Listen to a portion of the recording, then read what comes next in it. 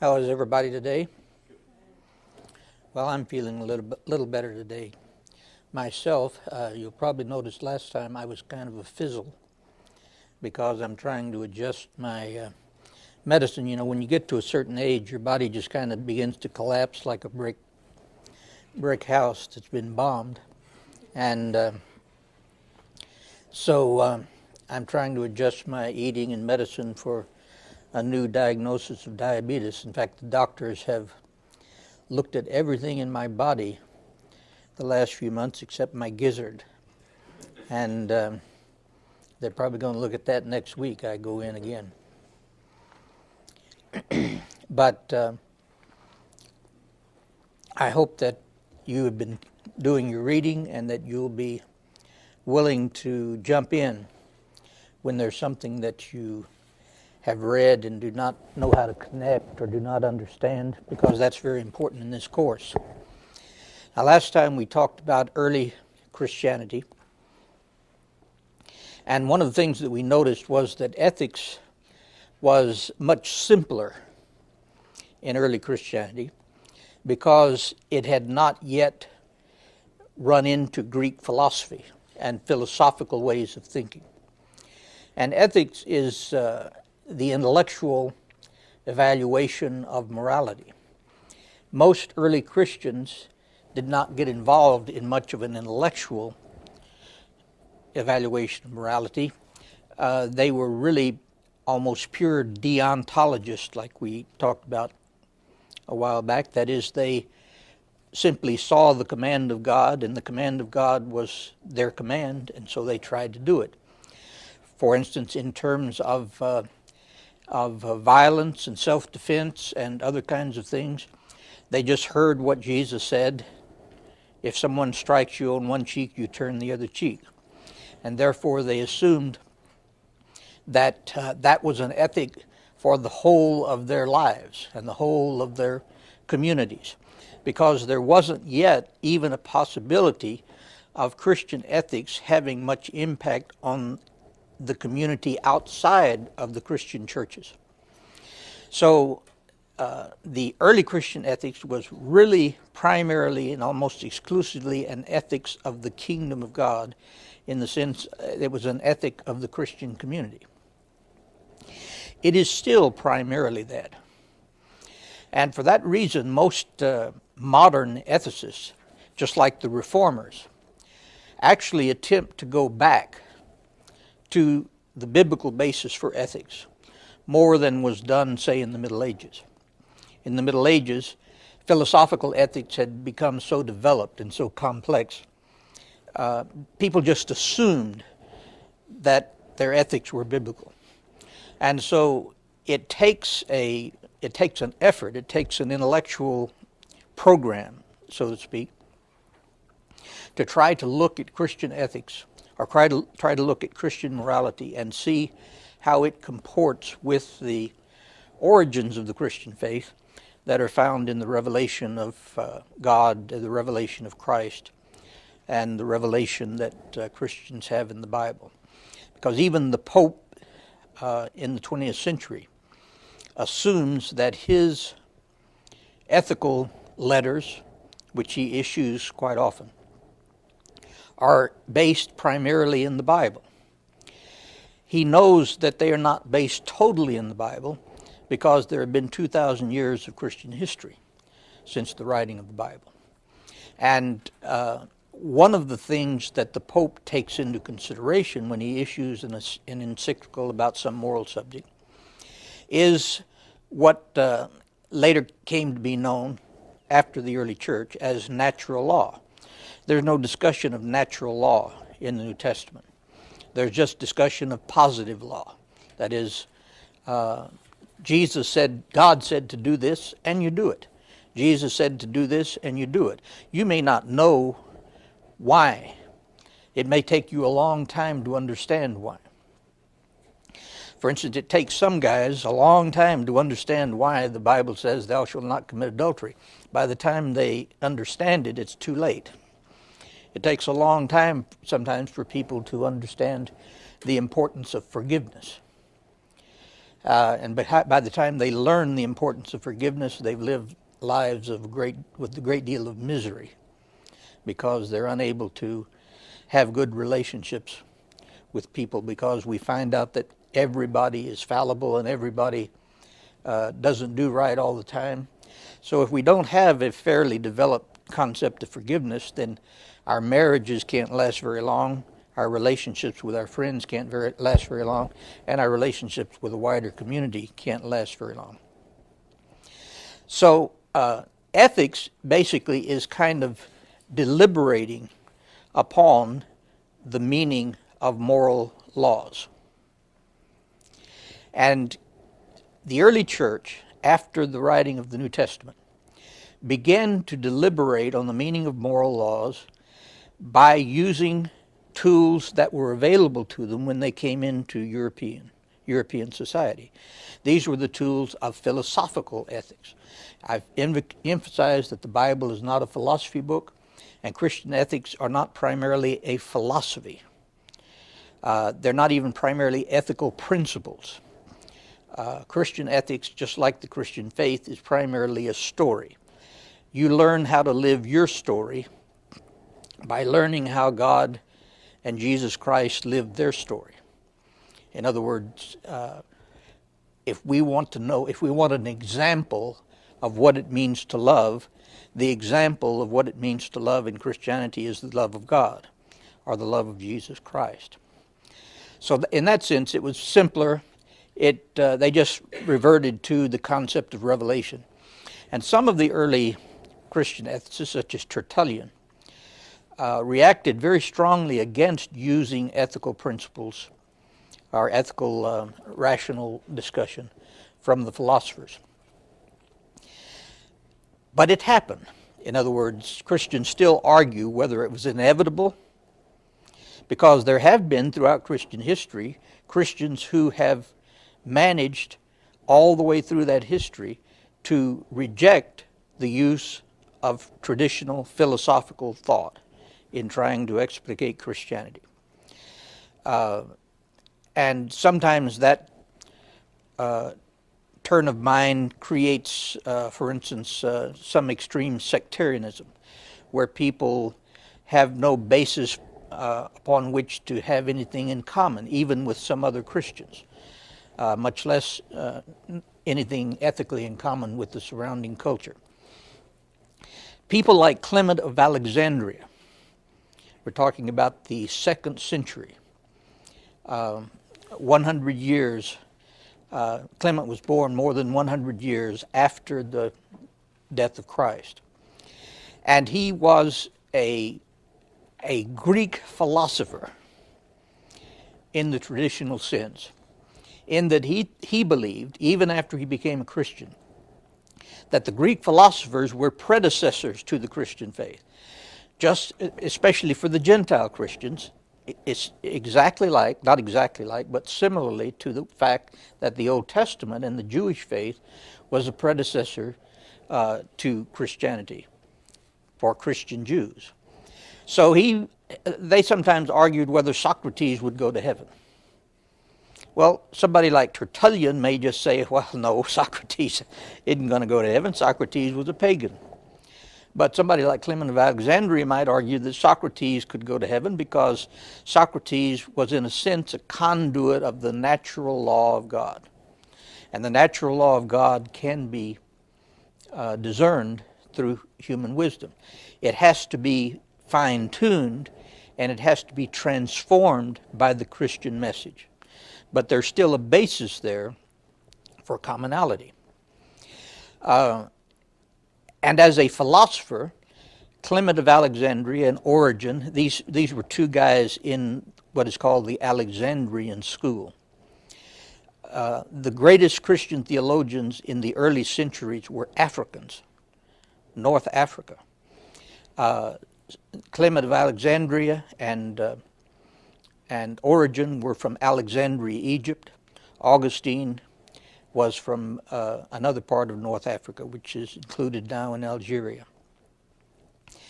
And So that's an important thing for Western people to know, because lots of times Western people think of Christianity as a Western religion. Christianity wasn't a Western religion. Christianity, like all other religions, is an Asian religion. It began in Asia. In this case, it was Western Asia, where Palestine and Turkey and so forth were located. And it first moved, at least in its intellectual movement, to North Africa. So North Africa was actually kind of the center of Christian theology, the center of Christian thought, up until the Muslims conquered North Africa. And now all we think of when we think of North Africa is Islam, when there are still millions of Christians in North Africa that go back to almost the first century. In fact, some of them can trace themselves back to the first century. But Clement wanted to make Christianity respectable to the intellectual. Christianity went like wildfire among the common people. It went like wildfire even among people that we might consider kind of middle class, but who were not particularly interested in the philosophical intellectual life. Even Plato had very few followers. In order to be a follower of Plato or Aristotle, or a follower of the Stoics, or a follower of the Epicureans, you had to be kind of a philosophical person. So Plato didn't expect very many people in all the world to be saved through philosophy. Well, that is the genius of the Christian faith in contrast to philosophy, and that is the Christian faith does not require you to be a philosopher in order to be saved. In Christian faith, in fact, philosophy does not save you. Theology does not save you. Theology is simply the attempt of Christians to try to understand how they are being saved. And that's an important idea for a lot of modern people, because sometimes people put, theology is extremely important. Understanding the Bible is extremely important. But lots of times people, even fairly uneducated sectarian Christians, put too much emphasis on the intellect, as if it was the intellect that saved you, as if it was knowing exactly the right things that saved you. So one of the contributions of these philosophers was to introduce us to very profound thinking among non-Christians. And they could see that these non-Christians came up with some profound ideas about how to live life. And they also came up with some profound ideas about God. And they learned that the way the Bible talks about God is not the only way you can talk about God. And I'll give you an illustration of that in just a minute. Now that again is almost necessary when you move into a different culture, to try to understand how these people talk about God. That's what Paul did, you remember, in Acts, when he went up to Mars Hill in Athens. I got on Mars Hill about a year ago, and I don't know how similar it is to what it was when Paul was there, but it is a dangerous place to be. It's very slippery, and you have to kind of take your life in your own hands to try to walk up and get on top of Mars Hill. It's a little bitty place. But anyway, this was the place where Athenian philosophers listened to new ideas. So when Paul comes to Athens, he doesn't come in and say, "Oh, you bunch of idiots, you're worshiping all these gods, and you have no idea what God is or what God is all about." What he said instead was a kind of an accommodationist thing, just like Clement of Alexandria. What he said was, "I see by looking around town that you are very religious people. You are so religious that you even have a little shrine down here, and on the shrine it says, 'To an unknown God.'" Well, he doesn't say, that God is a bunch of baloney. What does he say? I'm going to tell you about that God. In other words, he begins with their intellectual, with whatever it is in their concepts, which is intellectually profound, and then he begins to tell them about the Christian God. In other words, from his perspective, God is God. And if somebody in Greece has thought profoundly about God, he may not have heard the Jewish or Christian story, and so there are a lot of things that he still needs to know about God, particularly his personality, his love, his revelation, his reaching out to people. People need to know that. But you can begin where the people are. And there were very good pagan philosophers who were well acquainted with Christianity in its kind of primitive form. And they argued that Christianity was simply another superstition. And that if you really wanted to be intellectual, if you really wanted to be up to date, you needed to just dump Christianity and go back to Plato, or if you were a Jew, go back to Philo. And Philo and Plato, from their perspectives, had as profound a concept of God as you can have. Well, even a modern theologian would say there's some truth to that. There's some problem with that. Now, in that light, I'm going to read you a passage from Clement of Alexandria about God. And this is a passage about God which has some ideas which sometimes religious people come to after being Christians for decades. But it finally dawns on them that their concept of God is too small. J.B. Phillips, who was an English theologian, wrote a book years ago called Your God is Too Small. The purpose of this course, as I've already indicated, is not to convert you to belief or disbelief in God. But the purpose of this course is to help you to understand that there are probably different views of God, more profound views of God, than those that you have thus far heard of or thought of. And that might help you sort out your own understanding of whether there is a God or whether there's not a God, and if there is a God, what kind of God he is. Listen to Clement of Alexandria. This sounds like a very modern statement, and was written in 100-something AD. No one can rightly express, this is on page 39 in your book, if you want to take a note on that. No one can rightly express him, that is God, holy. Now that is a bedrock assumption of theology. You cannot express everything there is to know about God.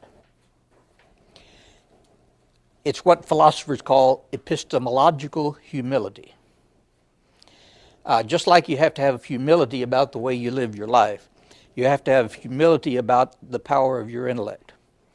A human being is just one little bag of neurons and so forth, walking around amongst millions of other little bags of neurons. We are not that intelligent. We are as intelligent, we're the most intelligent physical beings in the world, but we're really not all that intelligent. To contrast the intelligence and the knowledge and the capability of a human being with the actual character and nature of God is just almost an infinite difference, an absolute difference between human beings and God. So even though from the biblical perspective God has attempted to reveal himself to us, and even though philosophers like Plato tried through reason to understand God, any of these philosophers or theologians with any epistemological humility or Christian humility, either one would do, would realize that what he knows about God is very little. And you don't have to know everything there is to know about God in order for God to be related to you or for you to be related to God, and for God to be saving you. If he wasn't that much bigger than you, he couldn't save you to start with. And so Clement begins by saying, no one can rightly express him wholly. For on account of his greatness, he is ranked as the all, and as the Father of the universe. Now notice as I read these, most of these expressions are Platonic expressions. Nor are any parts to be predicated of him, for the one, capital O-N-E, that's Neoplatonism. The Bible never calls God the one or the good. The Greek philosophers called God the one or the good. And what Clement is saying is the Greek philosophers weren't far off when they talked about God. They just didn't know his name, so to speak. That's what Paul was telling the people, the philosophers on Mars Hill in Athens. That the God that you worship ignorantly, I'm going to tell you about him, because he has sent someone at the right time to be your Redeemer. And that one has died on the cross and has been raised from the dead. Well, that's an idea that just did not exist in philosophical thought. The idea that God could in some way reach out to human beings and become human himself, even their conception of God did not allow for God to be able to become human himself. Now, a lot of people assume that that means that the biblical view of God is more primitive than the philosophical view. But one thing I would like to just throw out for you to think about is that how can a view in which God can do more things be primitive in comparison to a view of God in which there's something that God cannot do? And from the Christian, that's an important point when we're discussing in between religions, between Jews and Christians and Muslims. Because whether or not it is true or not, Christianity believes that God can do something that Islam, Judaism, and Platonism does not think he can do. That is, he can become human, which means he transcends in himself these distinctions, which are so important to us, and is able to actually come to us in a way which a philosophical, rational philosophy could not anticipate. But anyway, Clement is still using pagan, Neoplatonic terminology. The one is indivisible, wherefore it is also it is infinite, not considered with reference to inscrutability, but with reference to its being without dimensions, not having a limit. Now, that's philosophical way of talking. The Bible believes similar things about God, but it doesn't talk about it in that kind of language. It talks about it in more personalistic language. You might even say anthropomorphic language. Therefore, it is without form and name. And if we name it, we do not do so properly. Now, Clement knows that you have to name God. If you don't give some names to God, then you're not talking about anything. You have to name God in some way. But you have to understand that whatever name you give to God is insufficient. For instance, if you call him the One, that says something about God, but that's not sufficient. If you call him the Good, or the Mind, or Absolute Being, or Father, or God, or Creator, or Lord, we speak not as supplying his name, but for want we use good names in order that the mind may have these as points of support. In other words, there have to be some pegs in our brain that we hang ideas on. And so you don't call God Father because he is exactly like what you, the people that you are related to as sons in this world. He's not exactly like your father. But you take the name that has been given to your father and to other fathers as one of the names by which you try to comprehend something about the nature of God. Not everything about the nature of God, but something about it. So these names kind of give the mind points of support so as not to err in other respects. For instance, if you're going to call God Father, that among other things personalizes God. So God is not an impersonal entity or an impersonal process or an impersonal tapioca pudding, as C.S. Lewis said. And some people's view of God is that God is a great big tapioca pudding. That is, he's just big and powerful, but he's not really personal.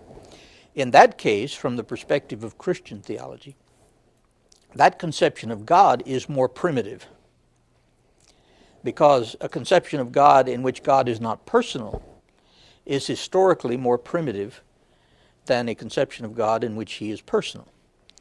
In mythology, the gods are simply personifications of natural processes. The natural processes aren't personal. The gods are just the personification of those things. In Judaism and Christianity, God is person, and that's why we are persons. So it's possible then for human beings to talk about God as a person, because we know something about what it means for us to be persons. That doesn't exhaust the meaning of person when you apply it to God, but at least it gives us something to hold on to. For each one by itself does not express God, but all together are indicative of the power of the omnipotent.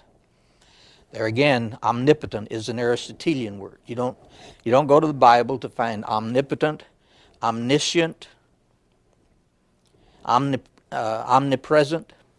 Those are all Aristotelian terms. They are not contradictory to the Christian or the biblical view of God, but they say something about God in a slightly different way that sometimes can cause problems in explicating the Christian faith. For instance, God is omnipotent. Well, the Bible also believes that God is all-powerful, but since the Bible is talking about a personal story, the story of God, God, according to the Bible, can deliberately limit his own power. Plato's God can't do that, because Plato's God is not a person who is trying to be in relationship to human beings. But the whole story of Jesus, from the perspective of Christian thought, is that God is God's self-limitation of himself. In Jesus, God empties himself and becomes a servant.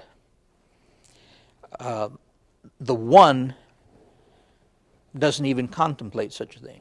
So that's the reason why when you adopt Aristotelian or other kinds of philosophical ideas, you need to understand that at some juncture, these might actually be detrimental to understanding the Christian view of God. Another philosophical idea about God is that he is impassionate. That is, he does not have passion. Well, you better be careful about that idea. And a lot of Christians have not been careful about that idea, so they've talked about God as being impassionate. How can you read the Bible and think of God as impassionate? So what I'm saying again is in the Bible view of God, God has more character than the philosophical view of God. God has more personal character. So God can love in a personal way, not just in a kind of a surrounding way, but in a personal way. God can grieve about the problems and the suffering of his creation. God can even participate, according to the Bible, in the suffering of his people. The Platonic God cannot do that. So when you come to trying to understand the story of Jesus, you have to understand the concept of the suffering of God. Because what Jesus shows, according to Christians, is that God is willing to suffer to bring about redemption, reconciliation with the human beings, with the persons that he has created. In other words, the fact that they've gone away from him does not stop him from full-time work trying to get them back. That is a passionate God. Now, obviously, when we say God grieves, we're just using something in our own experience to talk about God, which doesn't fully comprehend what it means for God to grieve. Because if God can grieve, then that means he hurts worse than all of us together. He has the capacity to hurt more than all of us together. And that's an important idea in Christianity that was obscured all the way through the Middle Ages because of their adoption of the Platonic view of God and the Aristotelian view. Now notice this. This even sounds more modern.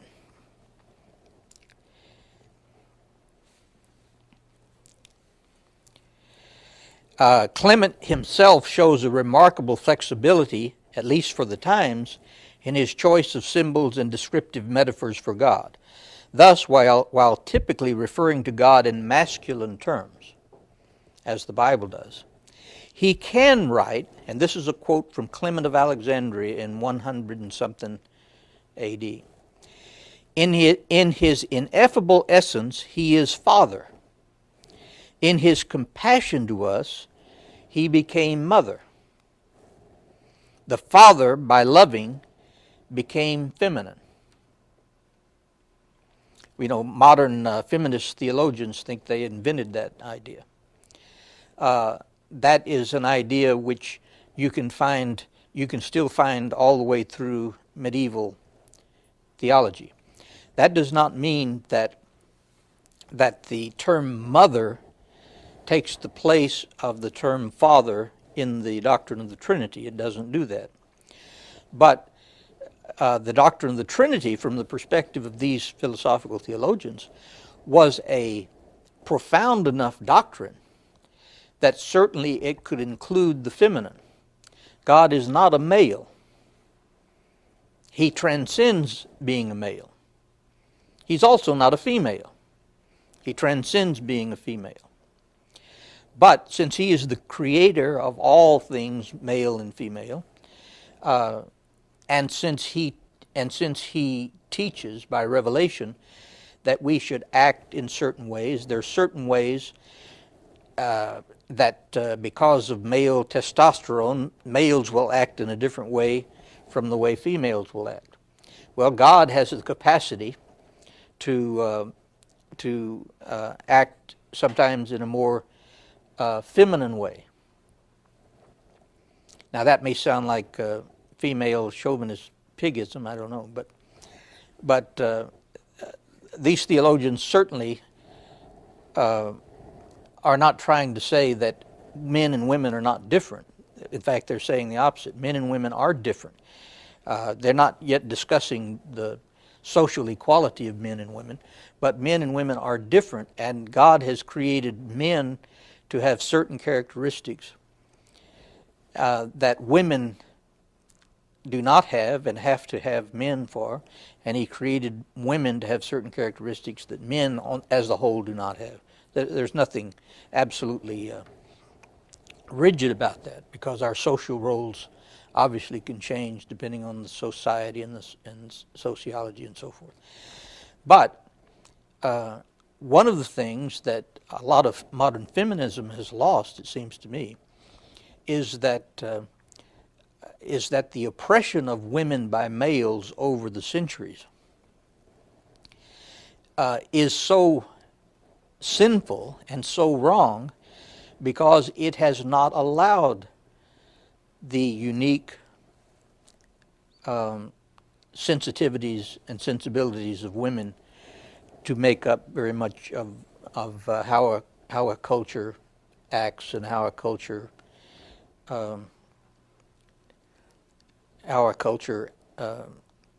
develops itself. And so, again, it's a problem of fullness, not exclusiveness.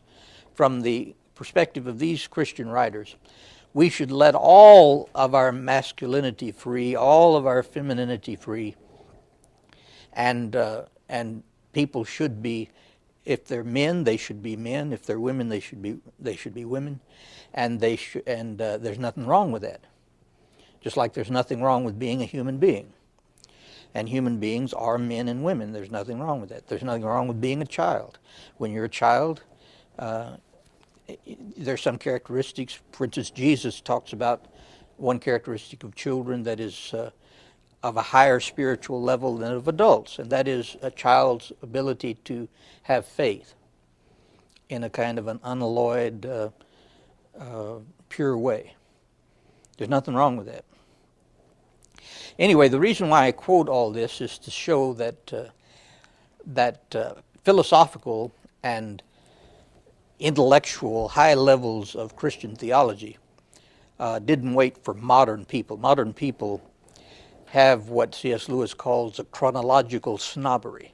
They think that modern people are the only ones that have thought about these things and have thought about a profound conception of God. Because most people, even most Christians, live their whole lives with a conception of God that probably stopped its development when they were 17 or 18, or even earlier. You know, if there are probably Christians all over the world who think of God as an old man with a beard, sitting off somewhere on a throne. Well, from the biblical perspective, God is a person sitting on a throne, but our image of it is a very limited image, and if we confuse that with the whole, or if we confuse that with the real understanding of God, then we've stopped our theological development. And so one of the things that we need to learn from these theologians, in fact, a couple of them use this expression: theology is faith seeking understanding. It's not understanding seeking faith. In other words, you do not try to prove God exists before you believe in Him. You believe in Him, and then you try to understand who He is and how He is saving you. That would help lots of people in the modern world, because a lot of people today confuse theology with faith. And you can have a great amount of faith. My grandmother didn't go to school, but I couldn't possibly claim to have as much faith as she had. And so a theologian or an intellectual or an ethicist can't claim that because of his intellectual or educated capacity that he is any more saved than anybody else. An ethicist or a teacher is simply one who has been given, according to the early church, has been given the gift by God to pursue understanding and then to be able to communicate it to other people. Well, we need to look at a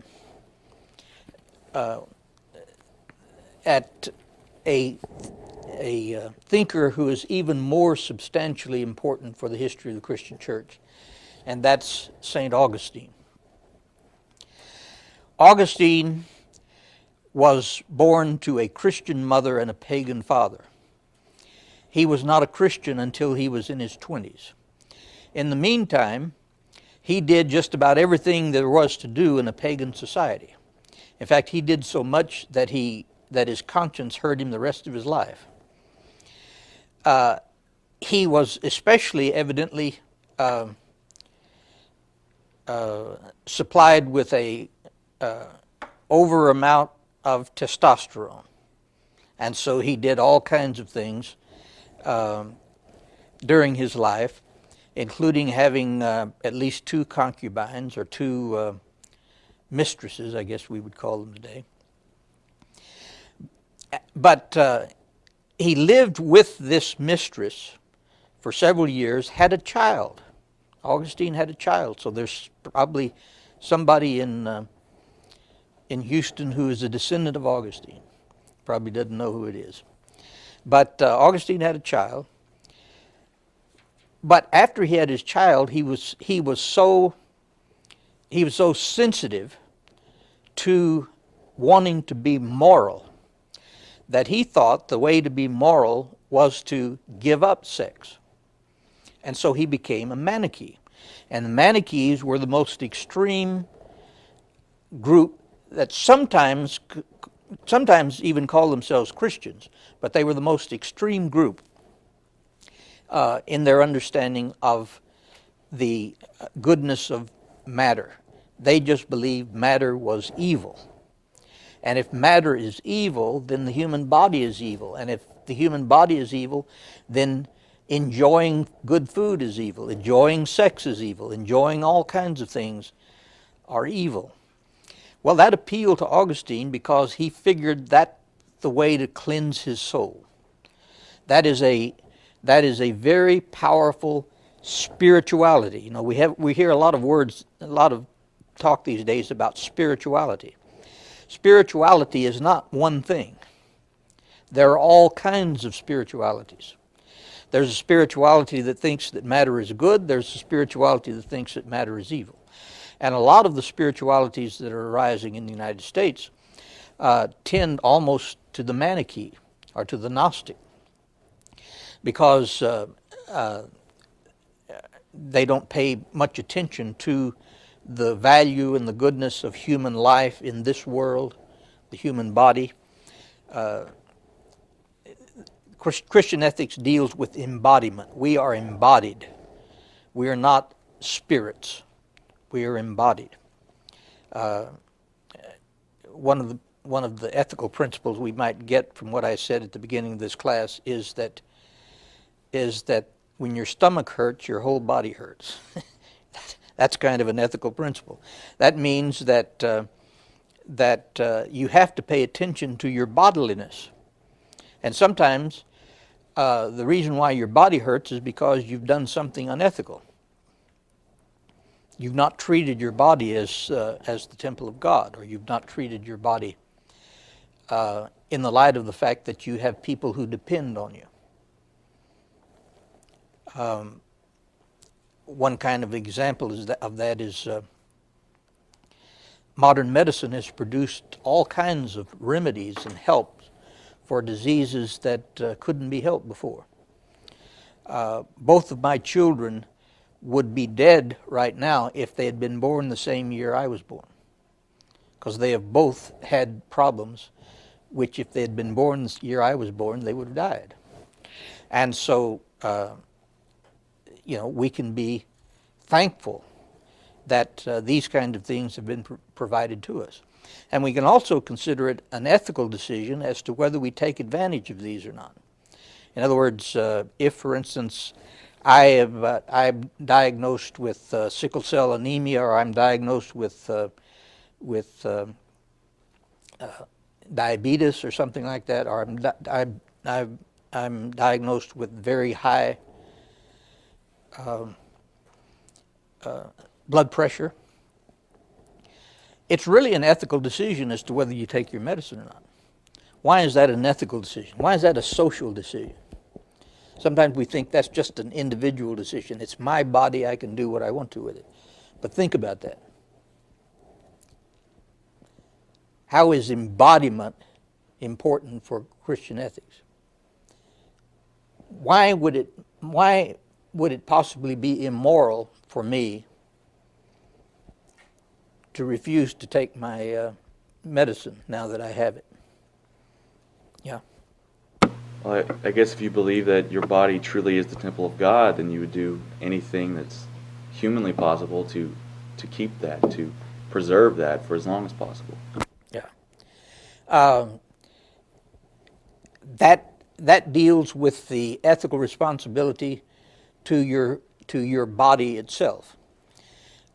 If you mistreat your body in one of the ways that we're talking about, and for instance, you die at age 35, and your children are left, and your wife is left, and your mama is left, you have not just done something that has affected you. You have been immoral because you have unethically deprived these people of something they need. Your mama needs you as long as she's alive. Your children need you, and so forth. So that's what I mean by saying that just kind of a natural way of understanding what is important because we are embodied. And Augustine kind of put a kink in some of our ethics of embodiment because he thought that he would become holier if he depressed or suppressed his bodily enjoyment of life. But in order to look at the whole vision of St. Augustine, we have to look at several sections, and we're going to talk about some of these more than others. One is Augustine's idea of moral will. He came to understand that under the impact of Christian thought. That means that he has been converted to a certain extent from Manichaeism. And he now realizes, at least in his later writing, he now realizes that nothing in and of itself is evil. Everything that exists is good.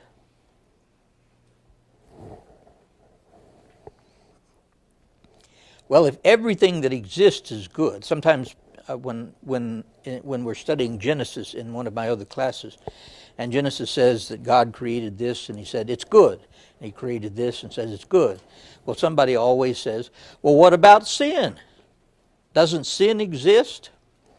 Not in the sense in which Augustine is talking about sin. In the sense that Augustine is talking about sin and evil do not exist. They are the corruption of what is good. The will of God, or the will of a human being, is a moral will. And as long as the moral will was aimed toward God and was in proper connection with God, proper relationship to God, then the moral will was doing good things. Properly related to God, the moral will was properly related to everybody else. So a moral will that's properly related to God treats everybody else the same. But a moral will which is improperly related to God becomes itself God. In other words, it becomes an idolatry when we make our will higher than God's will. And when we make our will higher than God's will, we also make our will higher than all of our fellow human beings. We'll make our will higher than my wife's, or my will higher than my friends. And that is what causes the disruption, the alienation. You're alienated from yourself, and you're alienated from everybody else because you're alienated from God. This is a theocentric view of ethics. If you're properly related to God, then you will, by the very nature of that relationship, be properly related to other human beings. And so Augustine calls sin, says that the basic sin is what he calls pride. Now, Augustine is referring to pride in kind of the Greek-Latin conception. In the Greek, it's hubris. You've probably run across that word. Hubris does not mean pride in the sense that I'm proud of my children for making A's in school, or I'm proud of my country for doing something right, or I'm proud of my family. That's not what is considered evil by Augustine. What is considered evil, hubris, means inordinate self-centeredness, inordinate pride. Inordinate self-centeredness, for instance, is what causes family feuds. Inordinate self-centeredness is what causes wars. Inordinate self-centeredness is what causes me to mistreat my wife or my children or my friends. Because I'm inordinately self-centered, I have become God, and I will do anything for who the God is I worship. And if you're in the way, you better duck, if I am inordinately self-centered. So from Augustine's perspective, that's what sin is, being inordinately self-centered. And so salvation, redemption, will mean that the moral will, which cannot get itself back into proper relationship to God, has to be conquered by God's Spirit and brought back into proper relationship to God. Again, it's very theocentric. This is not a moralism. Augustine doesn't believe that you can get up in the morning and make a New Year's resolution and be good, because you don't have any practice in being good. All of your practice has been in being self-centered and in hurting other people. So what you have to do is to change your whole is to have your whole moral will redeemed or changed by the grace of God and by the Spirit of God. We'll talk some more about that. He also writes about the two cities, which is kind of his social ethic, and that's important for later Christian history. He talks about peace and justice, the doctrine of just war, human sexuality, the use of enjoyment of riches. Let's go into some of those while we still have a few minutes. To Augustine, there is no evil outside the will. God, the Creator, has created only good things, and there is no other Creator alongside God. Sin, therefore, is error or untruth. It is based upon a mistaken conception of what is good for us. It's not just error. That would be kind of a New Age view of sin, just to say that evil is just an error that you can correct by your intellect. But if you analyze sin intellectually, you can classify sin as an error. It's an error in your relationship to God. It's an error in your relationship, therefore, to other people.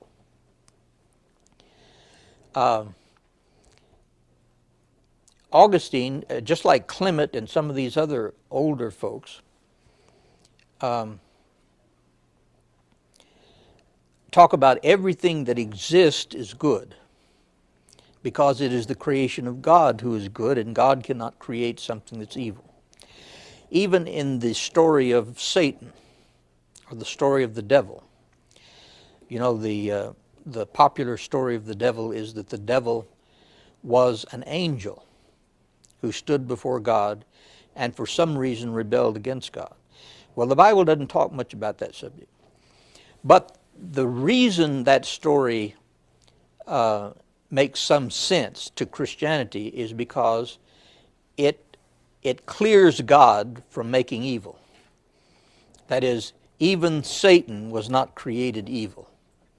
Satan went bad because of the corruption of his moral will. Now, whatever you think about Satan or the devil, the story of Satan and the devil is not dualism, like in the Manichaeism. In Manichaeism, Satan was evil itself, whereas in Judaism and Christianity, Satan was not created evil, but has somehow corrupted his moral will. In that sense, Satan and human beings are no different, because that's what human beings have also done. That's the reason why when you talk about a human being doing something evil, you can say the devil made me do it. Well, that may be true, but that doesn't take away your moral responsibility for it. Because if you do something evil, it's the same reason why Satan, considered in a broad way, does something evil, because his moral will has been corrupted. Connected with that, by the way, is, which we'll see in later Christian theology, a lot of these people talked about the idea that God does not exist. Everything that's created exists, but God does not exist. That's one of the ideas that actually derived from Greek philosophy. That is, that God does not exist. Everything that exists stands outside of God. If God exists, then he could have a beginning and an end. Even later philosopher like David Hume said that the existence of God is not provable, because you cannot prove the existence of anything. Hume was not saying there was no God, but he was saying that you could not prove the existence of God, because you can't prove the existence of anything, because anything that exists is not necessary. Well, that means if you think of God as necessary, as before everything that exists, but that he has created everything that exists good, because that's his character, there is still a difference between God and his creation. And one way to talk about that difference is that we exist, but God is beyond existence. Sin is not simply intellectual error, it is a misdirection of the will. Augustine writes that human pride is the root of all sin. But and what is pride, he says? But an appetite for inordinate exaltation. Inordinate exaltation. I've run into lots of pop psychologists in my teaching career who blame all